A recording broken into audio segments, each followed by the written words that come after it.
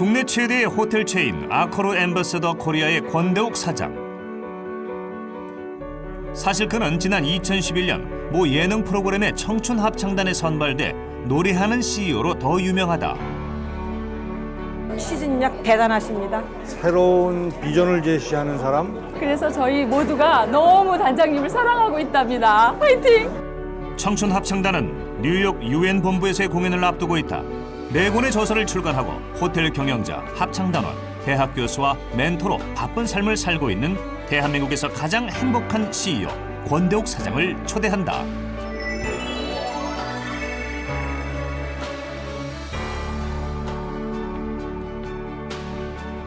안녕하세요. 이재만의 성공 스토리 만남 변호사 이재만입니다. 권대욱 사장은 세상에서 부러울 것이 없는 분입니다. 그가 우리나라에서 가장 행복한 CEO인 이유는 자신의 업무인 호텔 경영을 즐기면서도 자신이 하고 싶은 또 다른 삶인 합창단 활동과 글 쓰는 즐거움을 만끽하고 있기 때문입니다. 행복한 CEO와의 행복한 만남, 권대욱 사장을 함께 만나보시죠.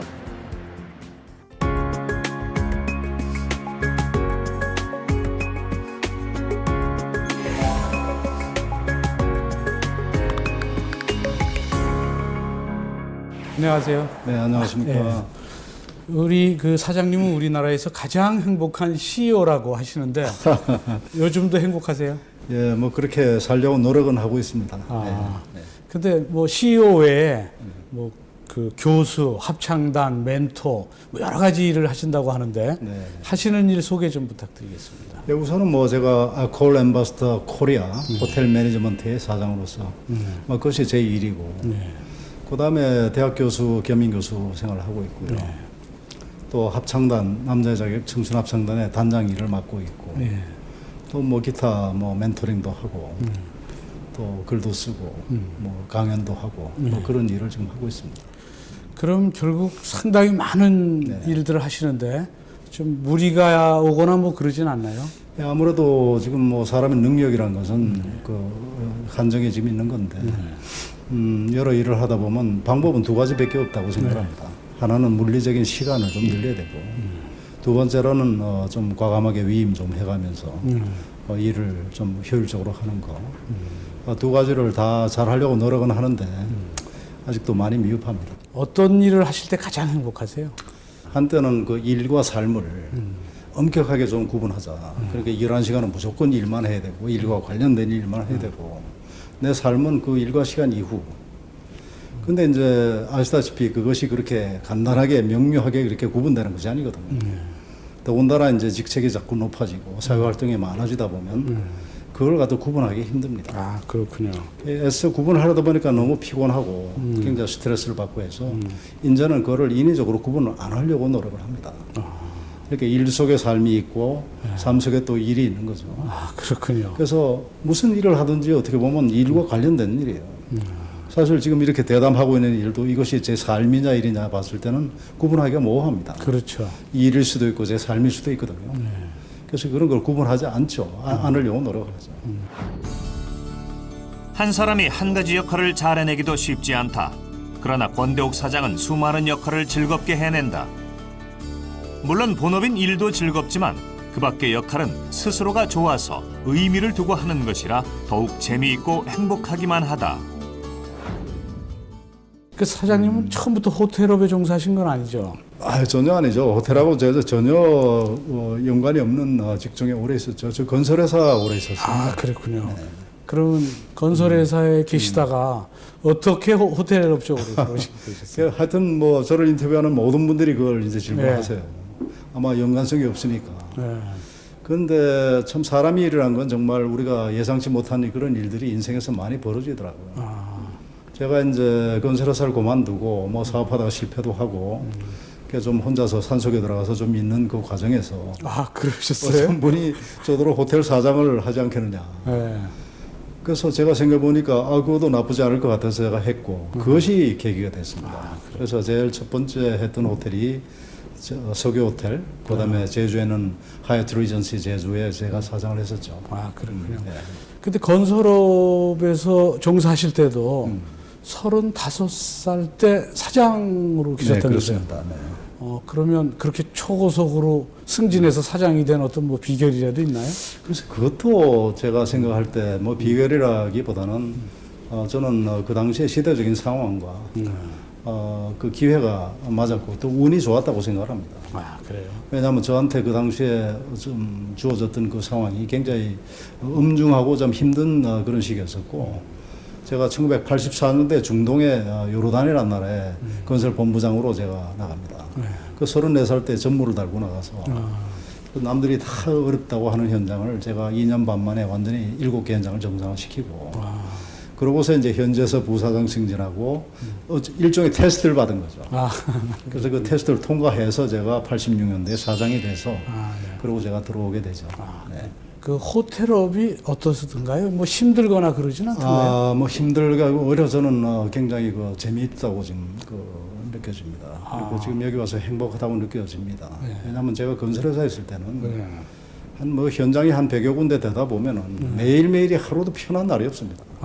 현장마다 자고 무슨 일이 벌어지고 또 건설이라는 게 전체 그 캐시플로우를 따져보면 항상 돈이 모자라게 돼 있어요. 노다지 은행 가서 돈 꺼야 되고 한 달에 한두 번씩 돌아오는 그 교환 날에는 그 불안해서 잠을 설치게 되고 또 이제 평생 을입니다. 건설은 어디 가서 공사 수주하려면 머리 조아려야 되고 그 당시만 하더라도 골프 쳐야 되고 술 먹어야 되고 호텔에 오니까 그런 일이 없어요. 그래서 참 행복하게 지금 잘 하고 있습니다.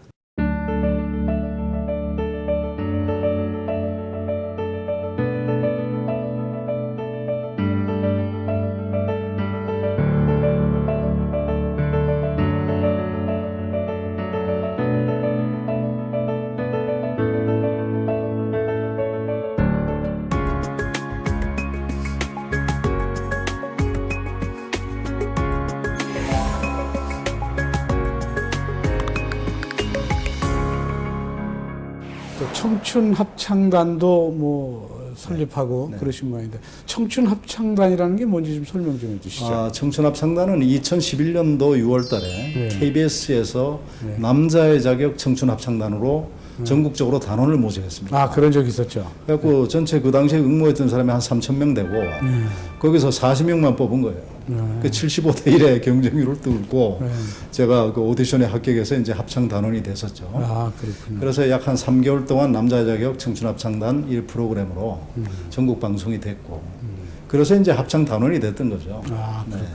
그 청춘 합창단이면 청춘인데 그 합창단원 연령은 어떻게 되나요? 지금 평균 연령이 65세입니다. 그 청춘이 아니지 않나요? 그렇죠. 그러니까 이제 이런 거죠. 뭐 반어적인 어법으로 사무엘 올슨도 그런 얘기 했잖아요. Youth is another time of life. Youth is the state of mind. 뭐 이렇게 지금 얘기했듯이 나이는 숫자에 불과하다고 생각하는 거죠.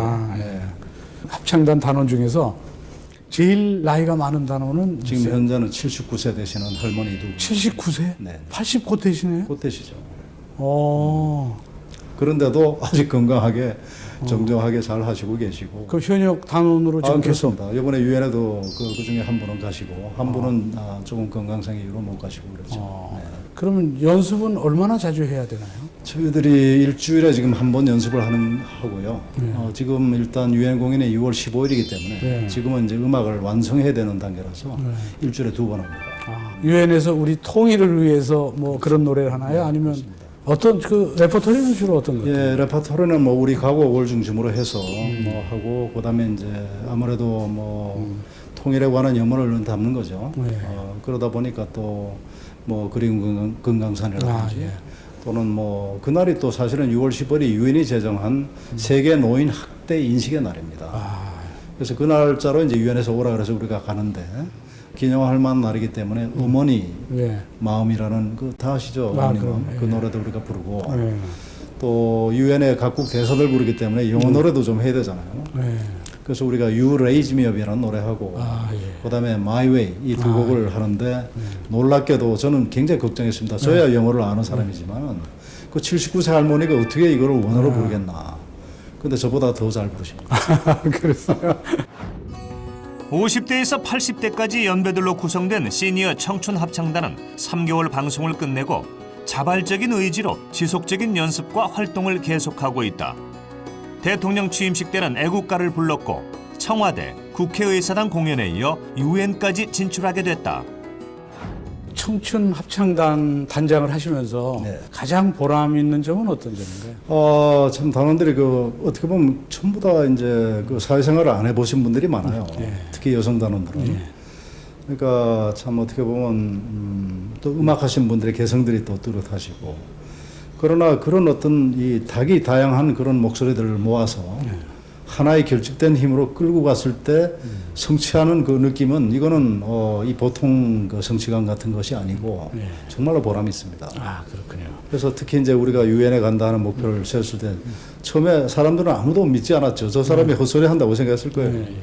그러나 제가 이제 그 꿈을 버리질 않고 하나하나 가기 위한 징검다리를 점처럼 놨었죠. 그 점들이 나중에 선으로 연결되고 또 지금은 면으로 연결되는 느낌까지 가지니까 생소한 리더십이지만 확고한 리더십이 확보되는 것 같은 느낌.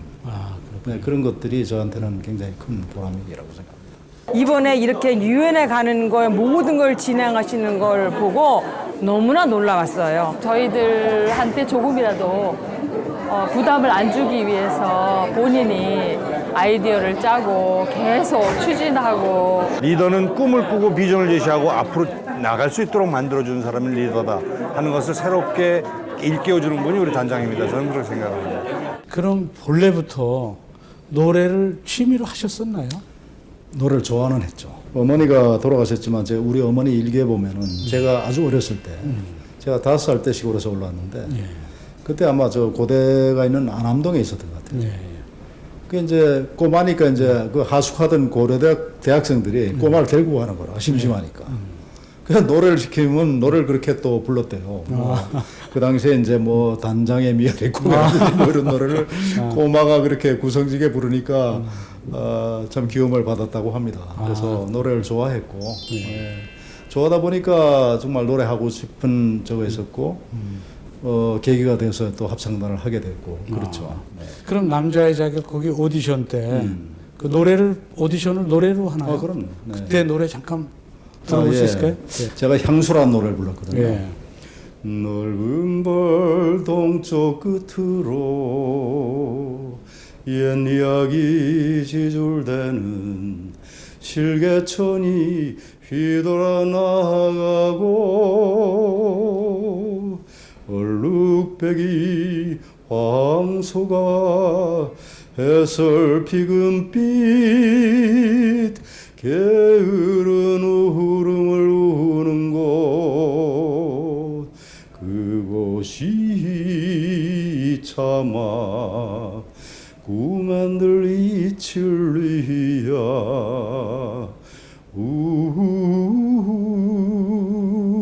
여기까지 하겠습니다. 청춘 합창단의 국민적 인기 덕분에 노래하는 CEO 권대욱은 하루아침에 연예인 수준의 지명도를 얻게 됐고 더불어 호텔의 브랜드 이미지까지 높였다. 더 큰 것은 합창단을 통해 세상에 도움되는 삶을 살겠다는 자신의 새로운 목표가 생긴 것이다. 그리고 또 책도 내셨는데 청사는 내게나 되어 살라 하고라는 책도 내셨는데 이 책 외에도 또 여러 권의 책을 내셨죠. 예, 제가 이제 해외 건설을 이제 하면서 몸으로 정말 우리의 부족함을 느꼈거든요. 그러니까 우리가 열심히 일은 하는데 계약 조건을 모르고 시방서를 모르고 감독의 말을 알아듣지 못하다 보니까 이런 일들을 해놓고 제대로 우리의 권리를 찾지를 못하는 거예요. 저도 많이 당했죠. 그러니까 많이 당하다 보니까 이거는 이렇게 당해서는 안 되겠다 공부를 하기 시작했고 그래서 제가 결심을 했습니다. 내 후배들은 결코 나와 같은 그런 시행착오를 겪게 해서는 안 되겠다. 그래서 그게 제일 빠른 방법이 책을 쓰는 것이었어요. 1997년도 제 극동건설 사장할 때 책을 펴낸 책이 개방시대 국제건설계약이라고 573페이지 3쪽짜리 그 책인데 지금도 이제 해외 건설하는 친구들이 그 책을 본다고 지금 그럽니다. 아, 그렇군요. 그래서 제가 그래도 나를 키워줬던 그 산업에 대해서 그래도 뭔가를 했구나 하는 그 자부심이 좀 있고요. 두 번째로는 제가 번역서도 하나 했고, The New CIO Leader라는 그 책, 이게 하버드 비즈니스 프레스에서 발간된 책이고, 그래서 한번 제 영어를 한번 좀 정리해보고 싶은 생각이 있었고, 세 번째 책은 이제 청춘합 상담하면서 너무 그 경험이 귀중해서 기록해내게 되겠다. 그래서 CEO 권대우의 청춘합 창단 도전을 썼고, 아, 그러셨군요. 네 번째 책이 지금 방금 말씀하신 청사는 내게 나 되어 살라 하고 호호 당당 담담이라는 부제가 붙었는데요. 이게 제가 산속에 있을 때 제가 느꼈던 그런 것들 잡문들을 모아가지고 제가 이제 책을 펴냈죠. 호호, 당당, 담담. 담담. 네. 그 무슨 뜻인가요? 결국은 이제 아까도 얘기했지만 얼굴에 부끄러운 빛이 없으면 누구에게나 크게 그다음에 당당하게 네. 그리고 또 호호하고 당당해야 결국은 담담해질 수 있다는 것도 제가 아, 느꼈어요. 그러셨군요.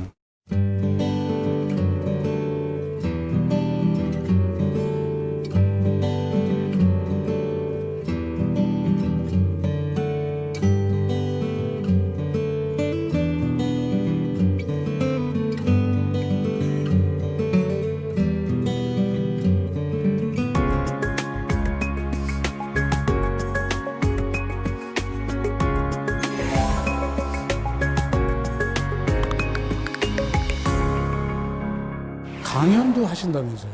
그렇습니다.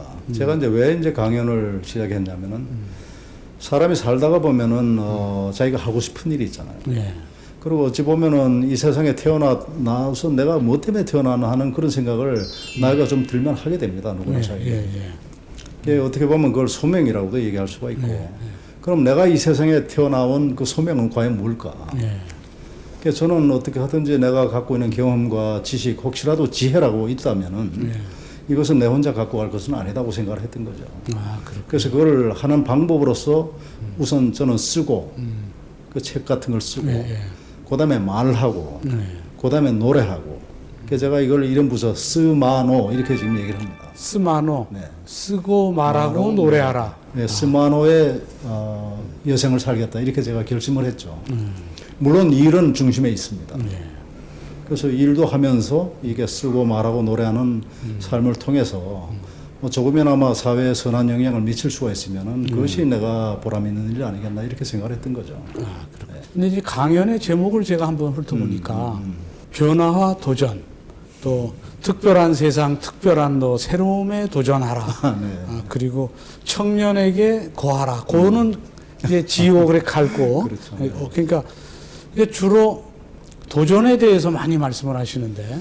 제가 아까도 얘기했지만 35살 사정이 돼서 아무 참 우여곡절 없이 그대로 성공만 제가 했다면은 제가 무슨 얘기를 하겠습니까?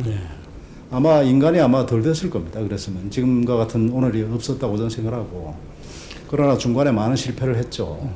실패라고 정말 좌절의 그 시간도 있었고 그러다 보니까 사는 거에 대해서 이 인생이란 게 과연 뭘까 이런 생각도 하게 되고 어떤 것이 과연 가치 있는 삶이냐 이 생각도 하게 되고 하다 보니까 좀 하고 싶은 얘기들이 생긴 거죠. 그래서 그걸 쓰고 또 저를 필요로 하는 분들에게 말하고 또 노래는 또 좋아하는 거니까 하고 그렇게 하는데 이제 아까도 말씀하셨다시피 주로 뭐 변화와 도전을 얘기하지만 사실 변화와 도전을 갖다가 구성하는 그런 조그마한 그런 트랙들은 많이 있습니다. 기술적인 문제도 많이 있고 저는 그런 얘기를 하고 싶은 것이 아니고 근본적인 어떤 변화를 위해서는 뭐가 어떻게 바뀌어야 되는가를 생각을 한다면 결국은 위에서부터 바뀌어야 되고 내 스스로부터 바뀌어야 되고 근본부터 바꾸려면 마음부터 바꿔야 된다는 거죠. 그래서 그런 얘기를 주로 많이 합니다. 네. 우리 사장님께서는 아픔 없는 인생은 없다 이런 말도 하셨는데 네. 사장님의 아픔은 어떤 것이었나요? 저는 아주 어려운 가정에서 태어났죠. 그 6.25 때 아버지께서 일찍 돌아가시고 홀어머니 밑에서 제가 외아들로서 그렇게 자랐거든요. 정말 진짜 가난했던 그런 과거. 그래서 저희 어머니가 이제 삭바느질을 해서 저를 키우셨거든요. 그러고 정말 그때는 다 같이 우리가 못 먹고 못 살던 시절 아니겠습니까? 그런데도 오로지 자식 하나를 위해 가지고 이렇게 맹모삼천을 하신 분이에요, 저희 어머니가. 그런 이제 아픔이 있고 제가 대학교 들어갈 때까지만 도 공부방이 없었습니다. 그래서 저희 큰아버님 댁에 가서 공부를 하고 제 친구 집에 가서 공부를 하고 그렇게 해서 공부를 해서 대학을 또 들어가고 그러니까 사실 고생을 했죠. 학교 다닐 때도 제가 계속 그 아르바이트를 지금 했고 그런 과정이 있었고 또 일찍 출세를 했다고 하지만 또 일찍 출세하니까 또 일찍 그만두게 되더라고요. 그렇죠. 어저께까지는 제가 사장이에요. 그래서 제 명함을 탁 내밀면 사람들이 아 그렇습니까? 근데 다음날 하루아침에 사장이 아닌 사람이 돼버리면은 저를 소개할 말이 없어요. 그때 생각이 아 나는 인간 권대욱 앞에 아무 직책이 없더라도 당당한 사람이 돼야 되겠다는 생각은 했지만 현실적으로 어렵잖아요. 남이 나를 알아주지 않는 거 이거 참 견디기 어려운 일입니다. 그렇죠. 그러니까 오직하면 공자님께서도 그 군자의 삼락 중에 맨 마지막 낙이 인부지 이불온이라도 부력군자화 이렇게 말씀하셨거든요. 여기서 인은 the people 사람들이 나를 알아주지 않아도 화가 나지 않으면 그것이 바로 군자다 이렇게 얘기했다. 어려운 거예요.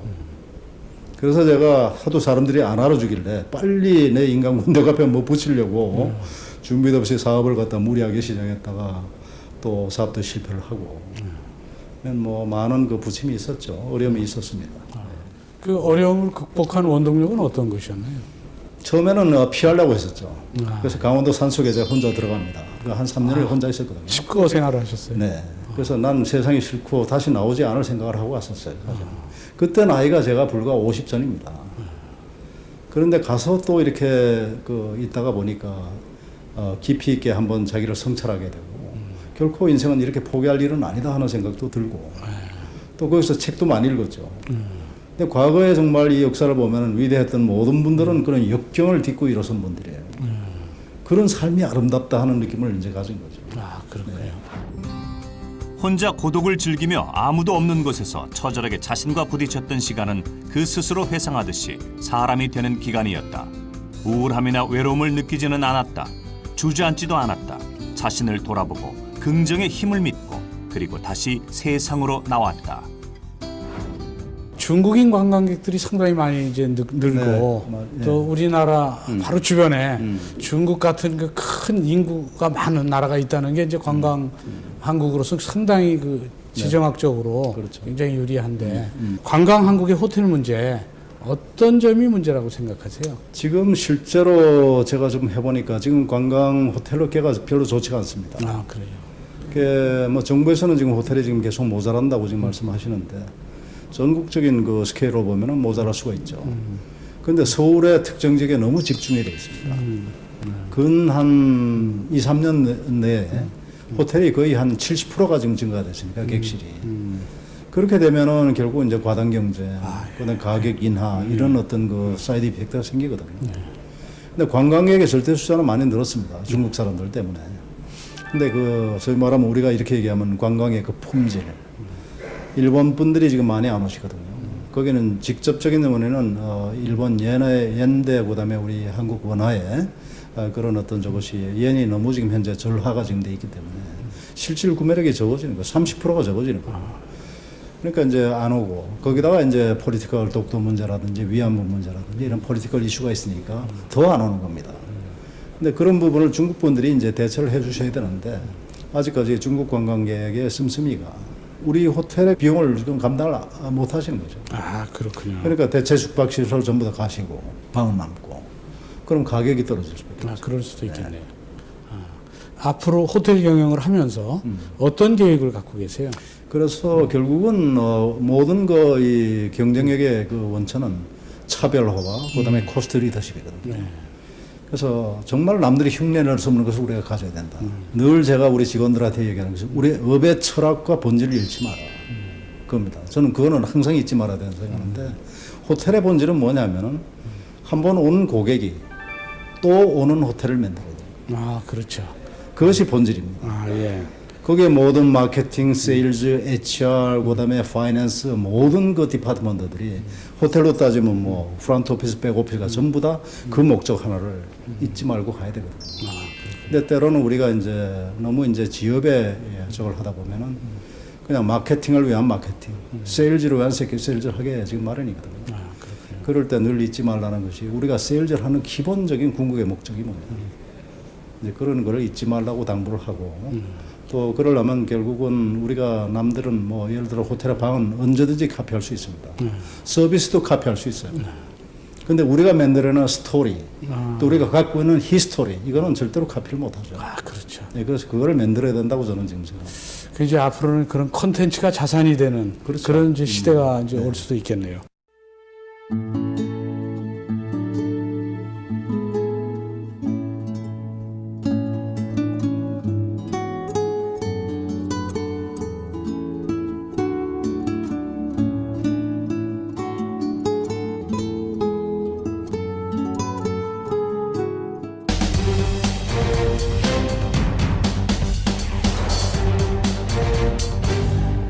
그동안 이제 읽었던 책 중에서 가장 감명 깊었던 책이 있다면 시청자분들한테 네, 한번 소개 좀 저는 해주시죠. 역시 뭐 여러 책이 있었지만은 그 우리 동양의 고전들, 예.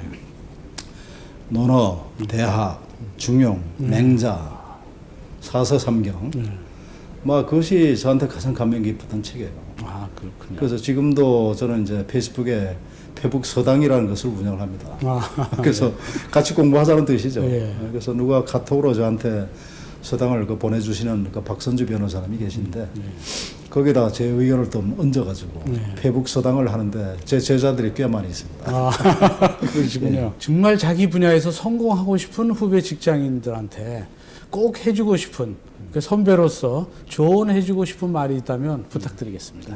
내 마음이 저버리는 바가 없어서 얼굴에 부끄러운 빛이 없는 그런 삶을 지향한다시면, 그리고 열정을 가지고 꿈을 갖고 노력을 하시면은 반드시 우리가 보통 이야기하는 성공이라는 그러한 성취를 맛볼 수 있다고 생각합니다. 가장 중요한 것은 마음입니다. 따라서 우리가 흔들리는 마음을 잡을 수 있는 굳건한 자기 나름의 그런 기둥들을 반드시 세우는 것이 중요하다고 생각합니다.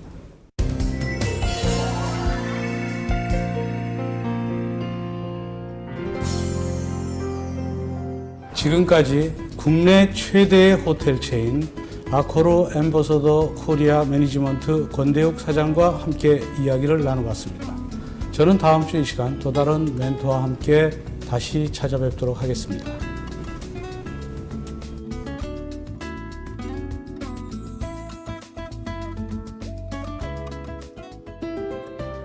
전쟁의 가난 속에 태어나 화려한 호텔의 경영자가 되고 어린 시절의 꿈을 추구하며 후학을 위해 조언하는 권대욱 사장의 현재는 어쩌면 대한민국의 가장 이상적인 자화상일지도 모릅니다. 그러나 그 밑바탕에는 지칠 줄 모르는 열정과 세상을 향해 열린 따뜻한 마음이 있었습니다. 그의 마음이 더 많은 사람들의 가슴 속에 긍정과 희망의 메시지로 배달되기를 기대합니다.